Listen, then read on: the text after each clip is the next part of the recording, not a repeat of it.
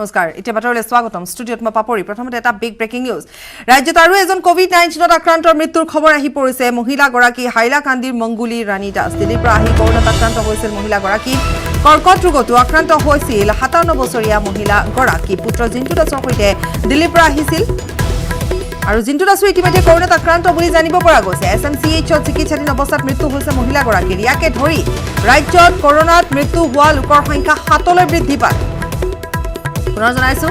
ৰাজ্যত আৰু এজন কোভিড-19 আক্ৰান্তৰ মৃত্যুৰ খবৰ আহি পৰিছে মহিলাগৰাকী হাইলাকান্দিৰ মংগুলি ৰাণী দাস দিল্লীৰ পৰা আহি কৰোণাত আক্ৰান্ত হৈছিল মহিলাগৰাকী কৰ্কট ৰোগতো আক্ৰান্ত আছিল 57 বছৰীয়া মহিলাগৰাকী পুত্ৰ জিন্তু দাসৰ সৈতে দিল্লীৰ পৰা আহিছিল আৰু বৰ্তমান জিন্তু দাসু কৰোণাত আক্ৰান্ত বুলি জানিব পৰা গৈছে শিলচৰ মেডিকেল কলেজ হাস্পতালত চিকিৎসাধীন অৱস্থাত মৃত্যু হৈছে মহিলাগৰাকীৰ ইয়াকে ধৰি ৰাজ্যত কৰোণাত মৃত্যুৰ সংখ্যা এতিয়া 7 জনলৈ বৃদ্ধি পায় সবিশেষ জানিবৰ বাবে সংযুক্ত হৈছো আমাৰ সাংবাদিক ৰাহুল চক্ৰৱৰ্তীৰ সৈতে ৰাহুল চক্ৰৱৰ্তী ইতিমধ্যে জনোৱা গৈছে যে এগৰাকী মহিলাৰ মৃত্যু হৈছে মহিলাগৰাকী কৰোণাত আক্ৰান্ত আছিল 57 বছৰ বয়স কিন্তু পুত্ৰ বৰ্তমান আক্ৰান্ত বুলি জানিব পৰা গৈছে আপুনি যোৱা 4 তাৰিখে দিল্লীৰ পৰা মহিলাগৰাকী মহিলাগৰাকী কৰ্কট ৰোগত আক্ৰান্ত আছিল আৰু দিল্লীত চিকিৎসা কৰাৰ বাবে গৈছিল আৰু তেতিয়া লকডাউনত আবদ্ধ হৈ পৰে তাৰ পৰা যোৱা 4 তাৰিখে দিল্লীৰ পৰা হাইলাকান্দিত উপস্থিত হৈছিল আৰু যিহেতু মহিলাগৰাকী এগৰাকী কৰ্কট ৰোগীৰ বিভাগে তেওঁক ইনষ্টিটিউচনেল কোৱাৰেণ্টাইনত নাৰাখি তেওঁক হোম কোৱাৰেণ্টাইনত দিয়া হৈছিল হাইলাকান্দি জিলাৰ আলকাপুৰ সমষ্টিৰ বকৰিহাৱৰ প্ৰথম খণ্ডত তেওঁৰ ঘৰ তেওঁৰ পুত্ৰ জিন্তু দাস তেওঁৰ লগতে আছিল মাতাৰ পুত্ৰক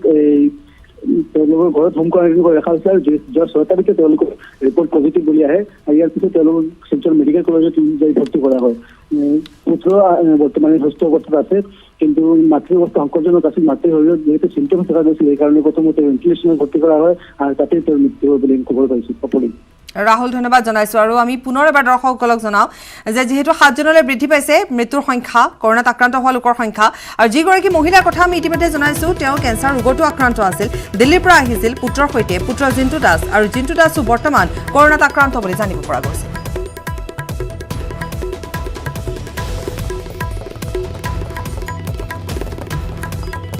বিপদে লগ এৰা নাই বাগজানবাসীক আপোন ঘৰখন এৰি আশ্ৰয় শিবিৰত দিন কটাবলগীয়া হৈছে দুৰ্ভগীয়া বাগজানবাসীয়ে আশ্ৰয় শিবিৰতে বিভিন্ন ৰোগত আক্ৰান্ত হৈছে লোকসকল বাগজান চাহ বাগিচাৰ এখন বিদ্যালয়ত আশ্ৰয় লৈ থকা প্ৰায় 35 গৰাকী শিশু আক্ৰান্ত হৈছে পেটৰ ৰোগত ৰোগীয়া শিশুসকলক লৈ অইল ইণ্ডিয়া কৰ্তৃপক্ষ তথা চৰকাৰে কোনো ধৰণৰ গুৰুত্ব প্ৰদান নকৰাৰ অভিযোগ উত্থাপিত হৈছে এই সম্পৰ্কে অইল ইণ্ডিয়া তথা প্ৰশাসনক বহুবাৰ অৱগত কৰাৰ পাছতো কোনো ধৰণৰ গুৰুত্ব প্ৰদান নকৰাৰ গুৰুতৰ অভিযোগ উত্থাপন কৰিছে আশ্ৰয় শিবিৰত থকা লোকসকলে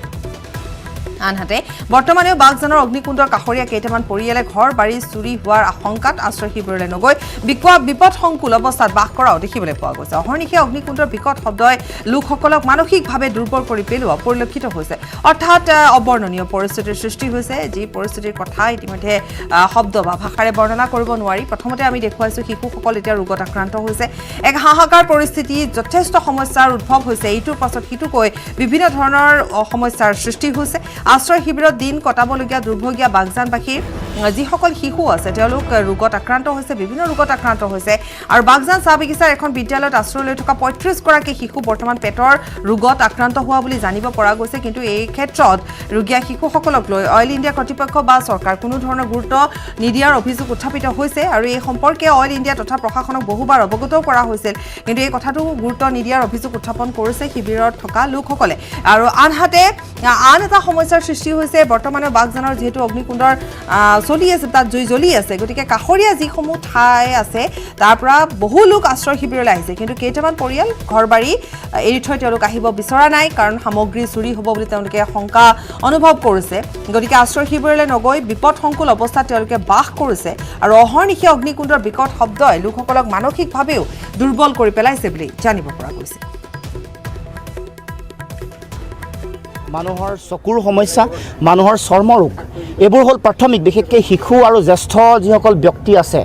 সেইসকল ব্যক্তিৰ এই সমস্যাই অতি ভয়াৱহ ৰূপত আক্ৰান্ত কৰিব আৰু তেতিয়া সেইকাৰণে কৈছিলোঁ যে চিকিৎসক নিযুক্তি দিব লাগে অইল ইণ্ডিয়া কৰ্তৃপক্ষই নিতৌ তেওঁলোকক পৰীক্ষা নিৰীক্ষা কৰিব লাগে যিমান ব্যক্তি আছে আৰু দ্বিতীয় কথাটো হ'ল যে অসম চৰকাৰৰ স্বাস্থ্য বিভাগ নামৰ এটা বিভাগ আছে এই বিভাগটোৱে তেওঁলোকে চোৱা চিতা কৰিব লাগে আজি মই জনাত ইয়াত কোনো ধৰণৰ শিশু চিকিৎসক চাইল্ড স্পেচিয়েলিষ্ট দিয়া হোৱা নাই এই কথা ৰাইজে অভিযোগ কৰিছে। গতিকে চাইল্ড স্পেচিয়েলিষ্ট লাগে, আন যিসকল ব্যক্তি বিশেষজ্ঞ বিশেষ ৰোগৰ বিশেষজ্ঞ,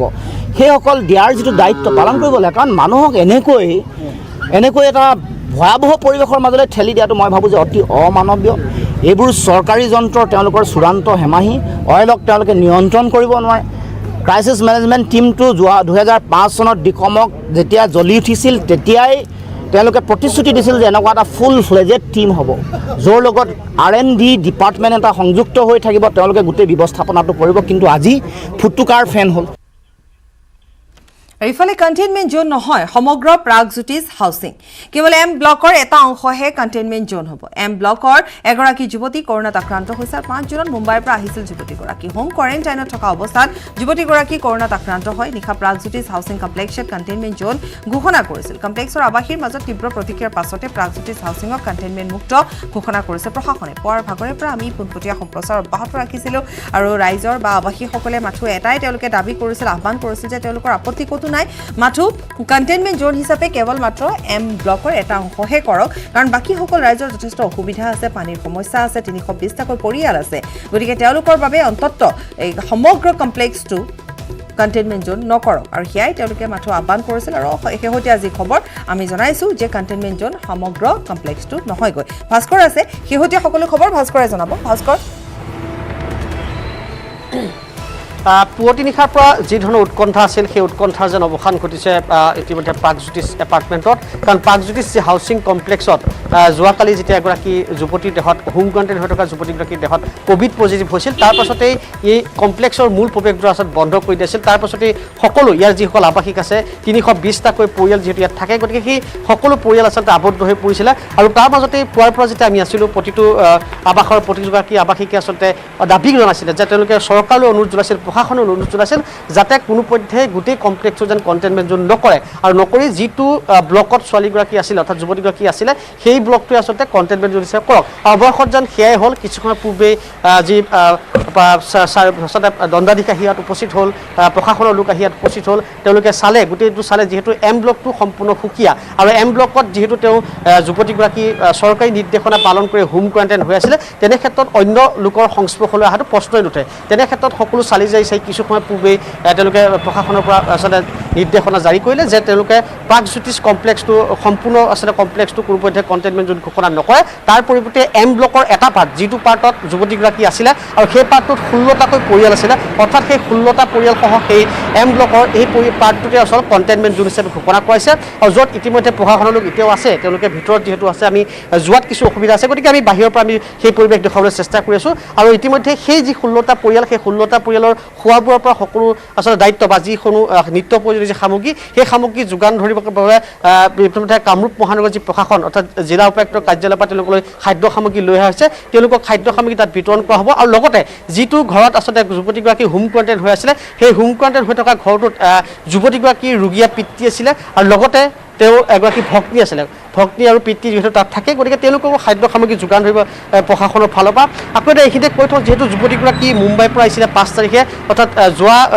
কিছু মাহৰ পূৰ্বে সেই যুৱতীগৰাকী মাতৃৰ আচলতে বিয়োগ হৈছিলে, আৰু মাতৃৰ বিয়োগৰ বাবে তেওঁ লকডাউনৰ মাজতে আহিব পৰা নাছিলে, আৰু যাৰ বাবে তেওঁ অৱশেষত যোৱা 5 জুনত আহি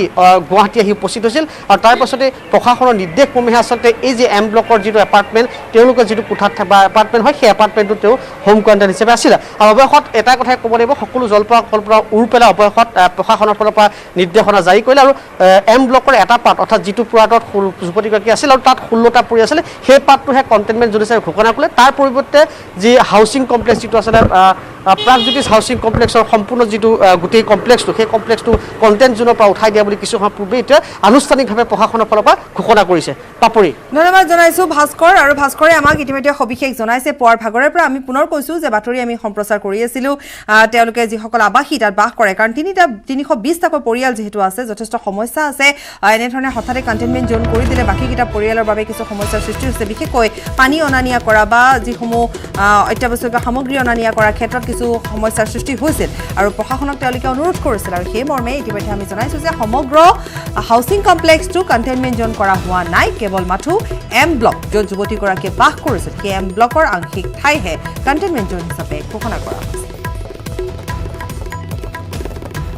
খবৰ অব্যাহত ৰাখিম সময়টি বিৰতি। ওদালগুৰিৰ পানেৰী থানাৰ ওচিৰ আত্মহত্যা। পানেৰী থানাৰ উপপৰিদৰ্শক সুকুমাৰ তালুকদাৰ নিজৰ সাৰ্ভিস ৰিভলভাৰেৰে আত্মহত্যা কৰে। সুকুমাৰ তালুকদাৰ নিজৰ চৰকাৰী কোঠাত কৰে আত্মহত্যা। এতিয়ালৈকে আত্মহত্যাৰ কাৰণ জানিব পৰা হোৱা নাই। এই মুহূৰ্তে জনাইছো পুনৰ এবাৰ এই খবৰ চাঞ্চল্যকৰ এক খবৰ আহি পৰিছে আমাৰ হাতত। ওদালগুৰি পানেৰী থানাৰ ওচিৰ আত্মহত্যা কৰিছে। পানেৰী থানাৰ উপপৰিদৰ্শক সুকুমাৰ তালুকদাৰ আৰু নিজৰ সাৰ্ভিস ৰিভলভাৰেৰে আত্মহত্যা কৰিছে। সুকুমাৰ তালুকদাৰে নিজৰ চৰকাৰী কোঠাত আত্মহত্যা কৰিছে, কিন্তু কাৰণ এই মুহূৰ্তলৈকে জানিব পৰা নাই বা কাৰণ এই মুহূৰ্তলৈকে স্পষ্ট হোৱা নাই কি কাৰণত তেওঁ আত্মহত্যাৰ দৰে চৰমপন্থা বাছি ল'বলগীয়া হ'ল। কিন্তু এই মুহূৰ্তৰ খবৰ যে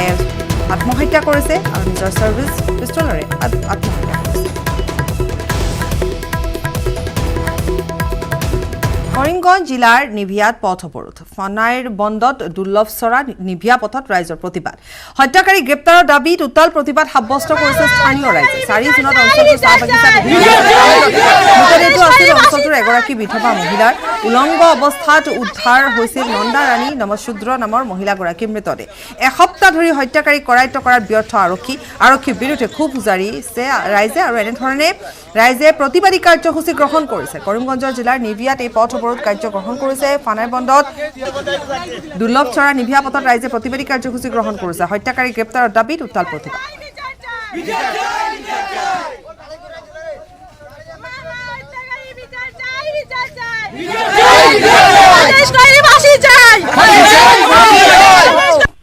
দুই জুন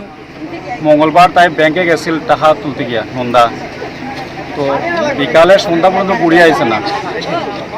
সন্ধ্যা যখন আইসে না গুড়িয়া, তখন তারা বাড়িতে লাগাবাড়ির একটা ছেলে দিয়ে ফোন করাইছে। ফোন করানোর পরে মোবাইলে রিং করছে, এইভাবে কন্টিনিউ রিং করছে কিন্তু রিসিভ করছে না। যখন তারা এইভাবে তারা গরিব মানুষ, বাড়িতে কেউ নাই, তাই খাখা খাকি তারা খুব বৃদ্ধ অবস্থায় এবং তারা মোবাইলে ব্যালেন্সও আসিল না। লাগাবাড়ির একটা ছেলে ফোন করছে, ফোন করিয়া এইভাবে রাত্রে 8-9টা পর্যন্ত যোগাযোগ করছে, কিন্তু মোবাইলে তারা কোনো রিসিভ করছে না। বৃহস্পতিবারে তাই লাশ দুর্লভসরা চা বাগানে পাওয়া গেছে। পাওয়া যাওয়ার পরে এটা হোয়াটসঅ্যাপ এবং ফেসবুকে পাওয়া গেছে। তখন তারা বাড়ি তারা দুইজনে লইয়া গেছে এই লাশ যেটা পাওয়া গেছে। পাওয়া যাওয়ার পরে তারা শাড়ি দিকে এই লাশটারে চিনছে। এমনি মুখ শনাক্ত করা গেছে না, মানে হোয়াটসঅ্যাপে যে ফটোটা পোস্ট করা হয়েছিল তারা তাই শরীরের যে কাপড় যেটা দেখিয়া পোস্ট করছে। এবং পরের দিন তারা রাতাবাড়ি থানায় গিয়া তারা লাশ আইডেন্টিফাই করছে এবং পরে তারা করিমগঞ্জ গেছে গিয়া পোস্টমর্টমের পড়াইয়া তারা লাশ লইয়া আইস। এর লাগে আমরা এলাকাবাসী আমরা খুব মর্মাহত এবং দুঃখিত। বৰপেটাৰ বাগবৰৰ পাটলিকুচি পথাৰ গাঁৱত এজন কিশোৰ কৰোণাত আক্ৰান্ত হোৱাৰ পাছতে আতংকিত হৈ পৰিছে এতিয়া ৰাইজ। ৰেলযোগে মুম্বাইৰ পৰা অহাৰ পিছত বাগমাৰাৰ NK কলেজত 14 দিন কোৱাৰেণ্টাইন হৈ আছিল সুলেমান আলী। কোৱাৰেণ্টাইন দিন অন্ত পৰাৰ পাছত ঘৰলৈ পঠাই দিয়ে সুলেমান আলীক। আশ্চৰ্যজনকভাৱে ঘৰলৈ অহাৰ 6 ঘণ্টাৰ পাছতে আহিল কিশোৰজনক কৰোণাত আক্ৰান্ত হোৱাৰ খবৰ। ইফালে দুপৰীয়া ভাগতে COVID-19 পজিটিভৰ খবৰ পোৱাৰ পিছতো নিশাৰ ভাগতহে বৰপেটা মেডিকেল কলেজ হাস্পতালত ভৰ্তি কৰে। আৰু হোম কোৱাৰেণ্টাইনৰ নীতি নিয়ম পৰিয়ালটোক অৱগত কৰাৰ পৰিৱৰ্তে স্বাস্থ্য বিভাগৰ লোকে কিশোৰজনক বৰপেটা চহৰত মুকলিকৈ নমাই থৈ যোৱাৰ অভিযোগ উত্থাপিত হৈছে, যাৰ ফলত কৰোণা আক্ৰান্ত কিশোৰজনক বিভিন্ন লোকৰ সংস্পৰ্শলৈ অহাৰ লগতে বৰপেটাৰ পৰা ই-ৰিক্সাৰে গৈ উপস্থিত হৈছিল নিজ ঘৰত। স্বাব পৰীক্ষাৰ ফলাফল ওলোৱাৰ পূৰ্বে এনেদৰে কিশোৰজনক কোৱাৰেণ্টাইন কেন্দ্ৰৰ পৰা যাবলৈ দিয়াৰ কাৰ্যক লৈ ৰাইজ আতংকিত হৈ পৰিছে। ৰাতি 8:30মান বজাত তেওঁক ৰিলিজ দিছে। আজি ৰাতিপুৱাই 4টা বজাত বা 5টা বজাত আনি হাউলিত নমাই দিছে। তেওঁ ঘৰত আহিছে, আহি ল'ৰাটো ইফালে ইফালে ঘূৰিছে। তেওঁৰ মাক দেউতাকৰ লগতো কথা বতৰা কৈছে বা একেলগে থাকিছে, খাইছে মিলছে। কিন্তু অতি দুখৰ বিষয়, অতি আচৰিত কথা যে 12টা বজাতে সেই কোৱাৰেণ্টাইন চেণ্টাৰৰ পৰা এটা ফোন আহিল গাঁওবুঢ়াৰ তাতে ফোন কৰি গ'লে যে সুলেমান আলীৰ COVID-19 পজিটিভ ধৰা পৰিছে। গতিকে আচৰিত কথা, যিজন ল'ৰাক COVID-19ৰ নেগেটিভ পজিটিভ টেষ্ট কৰিছে, সেই টেষ্ট নোহোৱাকৈ, প্ৰমাণ নোহোৱাকৈ তেওঁ ঘৰলৈ কেনেকৈ পঠায়। মাননীয় স্বাস্থ্যমন্ত্ৰী মহোদয়লৈ মোৰ অনুৰোধ যে এইজন ল'ৰা কোৱাৰেণ্টাইন চেণ্টাৰৰ পৰা ৰিপৰ্ট নোপোৱাৰ আগতে কেনেকৈ ওলাই দিলে। গতিকে ইয়াৰ এটা বিহিত ব্যৱস্থা লোৱাৰ কাৰণে আমি সকলো পাতলিকুছি পাথাৰৰ গাঁৱৰ মানুহে দৰিদ্ৰতাই পিষ্ট কৰা বজালীৰ এটা দুৰ্ভগীয়া পৰিয়াল দুৰ্ঘটনাত হাত ভৰি হেৰুওৱা পিতৃৰ সৈতে দুটা সন্তানৰ জীৱন সংগ্ৰাম এখন টিঙৰ তলত দুৰ্বিসহ জীৱন কটাইছে পৰিয়ালটোৱে চৰকাৰী কোনো আঁচনিয়েও ঢুকি পোৱা নাই এই পৰিয়ালটো এই সম্পৰ্কত পাঠশালাৰ সাংবাদিক ধ্ৰুৱজ্যোতি তালুকদাৰৰ এক প্ৰতিবেদন বজালী মহকুমাৰ কলবাৰীৰ এটা পৰিয়ালৰ কৰুণ কাহিনীয়ে নিশ্চয় আপোনালোকৰো চকু সেমেকাই তুলিব এনে এক কৰুণ কাহিনীৰ দৃশ্য মই নিউজ 18 দৰ্শকসকলক দেখুৱাবলৈ আগবাঢ়িছোঁ কেমেৰা পাৰ্চনক মই দেখুৱাবলৈ অনুৰোধ জনাইছোঁ যে বজালী মহকুমাৰ কলবাৰীৰ এটা পৰিয়ালৰ এইটো হৈছে বাসগৃহ এটা কোঠালীৰ এটা বাসগৃহ আৰু এই বাসগৃহটোত বসবাস কৰে এজন পিতৃ আৰু দুই পুত্ৰ মাতৃৰ বিয়োগৰ পিছত এনেদৰে পিতৃয়ে দুই পুত্ৰক চোৱা চিতা কৰি আছে যদিও পিতৃও অসমৰ্থ কিয়নো মই কেমেৰাত দেখুৱাবলৈ যত্ন কৰিছোঁ যে এইজন নিবাৰণ ঠাকুৰীয়া যিগৰাকী ব্যক্তিয়ে আজিৰ পৰা 5 বছৰ পূৰ্বে এক ৰেল দুৰ্ঘটনাত এখন হাত হেৰুৱাব লগা হৈছিল আৰু নিজৰ ভৰিখনো হেৰুৱাব লগা হৈছিল আৰু ইয়াৰ পিছতে এই যি ব্যক্তিগৰাকী আছিল নিবাৰণ ঠাকুৰীয়া এইগৰাকী ব্যক্তিয়ে মানে ৰেলত তেওঁ ফেৰীৱালা হিচাপে কাম কৰিছিল আৰু ফেৰীৱালা হিচাপে যি ধন উপাৰ্জন কৰিছিল এই ধনেৰে তেওঁ পৰিয়াল চলাই আহিছিল কিন্তু 2015 চনতে তেওঁ যি দুৰ্ঘটনা পতিত হ'ল তাৰ পিছৰ পৰা তেওঁ এতিয়া কৰ্ম কৰিবলৈ অপৰাগ হৈ পৰিছে এনেদৰে দুই পুত্ৰ সন্তানক লৈ এতিয়া তেওঁ ভৱিষ্যত সপোন ৰচিছে দুই পুত্ৰই এজন পুত্ৰই 9ম শ্ৰেণীত অধ্যয়ন কৰি আছে আৰু এজন শ্ৰেণীত 5ম শ্ৰেণীত অধ্যয়ন কৰি আছে কিন্তু এখন হাত আৰু ভৰিহীন এইগৰাকী পিতৃয়ে এনেদৰেই এতিয়া লঘে ভকনে এটা মাত্ৰ গৃহত এখন চালিৰ তলত এনেদৰে এক দুৰূহ জীৱন অতিবাহিত কৰিব লগা হৈছে মই ব্যক্তিগৰাকীৰ ওচৰলৈ যাব বিচাৰিছোঁ দাদা আপুনি কেনেধৰণে পৰিয়ালটো এতিয়া চলাই আছে আপোনাৰ এই দুৰ্ঘটনাটো কেতিয়া হৈছিল দুৰ্ঘটনাটো মোৰ 2015 এপ্ৰিলৰ 2 তাৰিখে হৈছিল আৰু মোৰ মাইকী ঢুকাইছিল আপোনাৰ এই 2015 নৱেম্বৰৰ 5 তাৰিখে বৃহস্পতিবাৰ আছিল গতিকে সেই দিনত ঢুকাল তাৰ পাছত মই অলপমান বিজনেছত মোৰ অসুবিধা হ'ল তাৰ ঢুকাৰ পিছতো মই 1.5 মাহমান পিছত মই আৰু বিজনেছত নামি কেনে মই ল'ৰা দুটাক এনেকৈ পুহি আছিলোঁ তাৰপৰত বিজনেছখন মোৰ অলপ মাৰা গ'ল তাৰপৰত মই ফেৰি গ'লোঁ মই ট্ৰেইনত ফেৰি কৰাৰ পিছত মোৰ লাভ ভালেখিনি হৈছিল লাভজনক হৈছিলোঁ সেনেকৈ মই পৰিয়ালটো চলি আছিলোঁ কিন্তু এই লকডাউনৰ পৰা মই এই কামটো মই চলাব পৰা নাই মাতৃহীন দুই পুত্ৰক আপুনি পোহপালন দি আছে আৰু এতিয়া আপোনাৰ কেনেকুৱা সমস্যা হৈছে এতিয়া মোৰ সমস্যা মোৰ এতিয়া চলোৱাত মোৰ বহুতে সমস্যা হৈছিলে মানে চাৰৰ মুখৰ পৰা সমস্যা চব্জি তব্জি বা হাবি জাবি বহুত এই গেছটোৱে মই আনব পৰা নাই ধৰক গেছটো ল'ব লাগে এই বাৰিষা আহি আছে এই খৰি দি খাই আছোঁ গতিকে এনেকৈ চলি আছোঁ আৰু কিবাকেহে তাৰমানে সাংবাদিকৰ নামত ধন দাবী কৰি গ্ৰেপ্তাৰ হল যুৱক ডিগবৈ কাকপথাৰৰ ঋতুৰাজ চুতীয়াক গ্ৰেপ্তাৰ কৰা হৈছে বুঢ়ীদিহিং গাঁও পঞ্চায়তৰ সভানেত্ৰীক সাংবাদিকৰ নামত দাবী কৰি ধন নিবলৈ গৈ জালত পৰিল ভুৱা সাংবাদিক ঋতুৰাজ চুতীয়া পঞ্চায়তত দুৰ্নীতি হোৱা বুলি অভিযোগ কৰি বাতৰি কৰাৰ ভয় দেখুৱাই 50,000 টকা দাবী কৰিছিল 30,000 টকাত মান্তি হৈ ধন নিবলৈ গৈ হাতে লোটে ধৰা পৰে ভুৱা সাংবাদিকটো পঞ্চায়তত সংঘটিত দুৰ্নীতিৰ বাতৰি ইতিমধ্যে প্ৰচাৰ মাধ্যমত প্ৰচাৰ হৈছে সেই সুযোগতে ধন দাবী কৰিছিল গাঁও পঞ্চায়তৰ সভানেত্ৰী কুনমাই মৰাণে বৰডুমচা আৰক্ষী থানাত দাখিল কৰে এজাহাৰ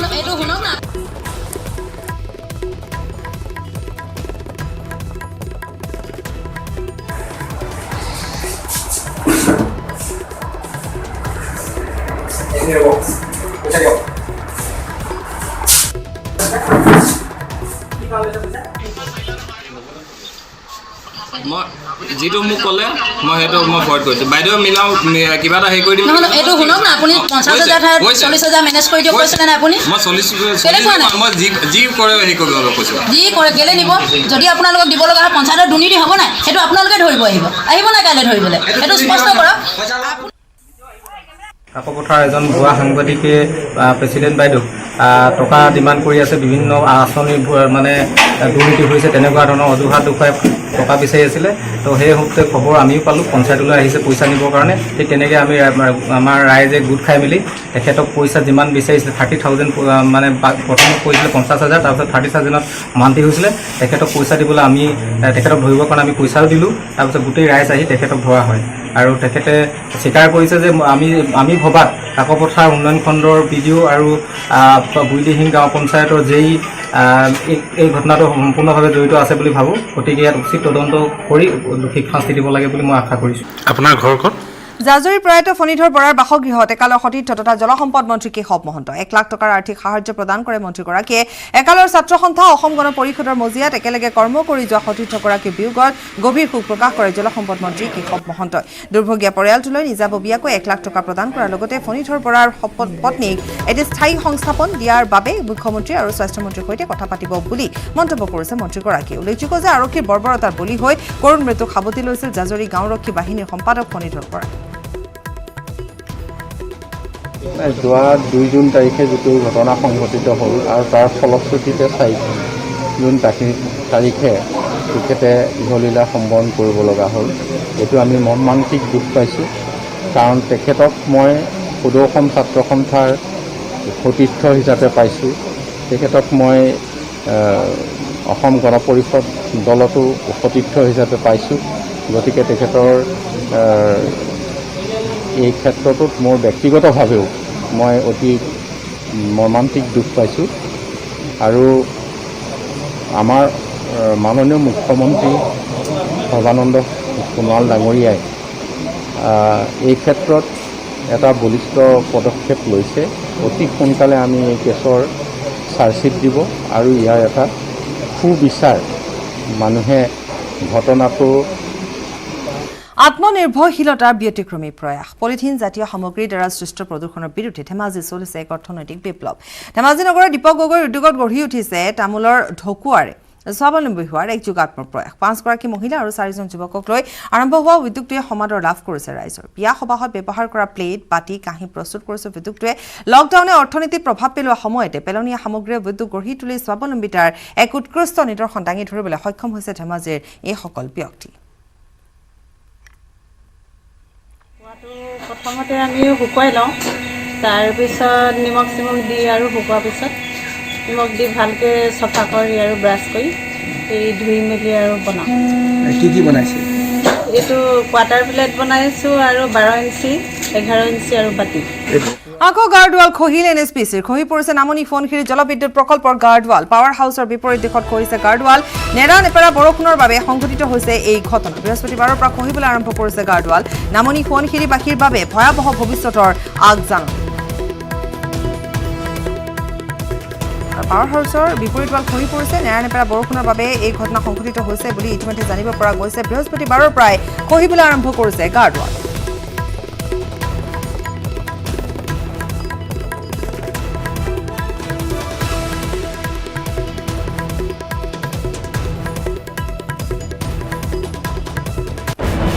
ইয়াৰে সৈতে বাতৰিৰ পৰা বিদায় লৈছোঁ নমস্কাৰ